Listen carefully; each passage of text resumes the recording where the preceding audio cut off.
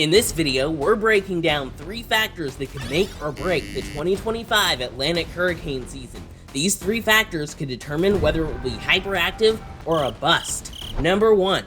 The main driver of hurricane activity is sea surface temperatures. Last year, record warm waters across the Atlantic fueled several rapidly intensifying catastrophic major hurricanes, which I will not name. Fortunately, this year, things are a lot cooler across the board, especially in the main development region where most tropical systems originate. If this trend continues, it's a good sign and could indicate a less intense hurricane season compared to previous years. But I want you to notice that sea surface temperatures are still warmer than average in the Caribbean and the Gulf. These warmer waters can provide extra fuel for hurricanes, increasing the risk of damaging impacts in these areas. Additionally, warmer waters in the southwestern Atlantic could lead to some more tropical activity off the east coast of the US. Overall, while cooler temperatures in some regions are promising, the above-average sea surface temperatures in others still suggest the potential for an active hurricane season if the current pattern continues.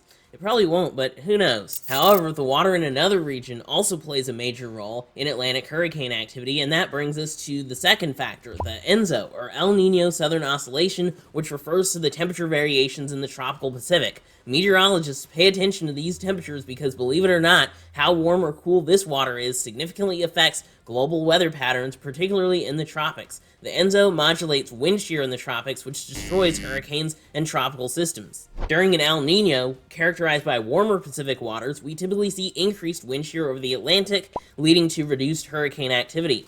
Conversely, a La Niña, marked by cooler Pacific waters, usually results in decreased wind shear, creating favorable conditions for more hurricanes. After a weak La Niña this past winter, sea surface temperatures have evened out, kind of, and ENSO neutral has taken over. Even though not all of the forecast models are convinced, the general thinking is that this will remain in place for the next few months. So that means we're going to see a near-average Atlantic hurricane season, right? Maybe, but not necessarily. ENSO neutral hurricane seasons can actually have a wild range of activity, ranging from the unimpressive 2013 hurricane season to the hyperactive and record-breaking hurricane seasons of 2005 and 2020. The destructive hurricane seasons of 2017 and even last year, 2024. Really, ENSO neutral has a neutral impact on hurricane activity, leaving it up to other influencing factors to determine the season's intensity. A combination of above-average sea surface temperatures and ENSO neutral could support a slightly above-average hurricane season, and that's exactly what a lot of forecast models are thinking right now. The Euro model is forecasting a near to slightly above-average hurricane season, and Colorado State University has revealed their 2025 preseason outlook, predicting 17 named storms, 9 hurricanes, and 4 major hurricanes. But there's something way more important even than just how active the hurricane season is. The third and perhaps most crucial factor is the paths that the hurricanes take. This can drastically change the impact of a season, regardless of the exact number of storms. For instance, in 2023, 19 tropical storms formed, with 10 becoming hurricanes. That's well above average. However, most of these storms moved out to sea without causing significant damage. In contrast, the 2004 season saw 15 named storms and 9 hurricanes,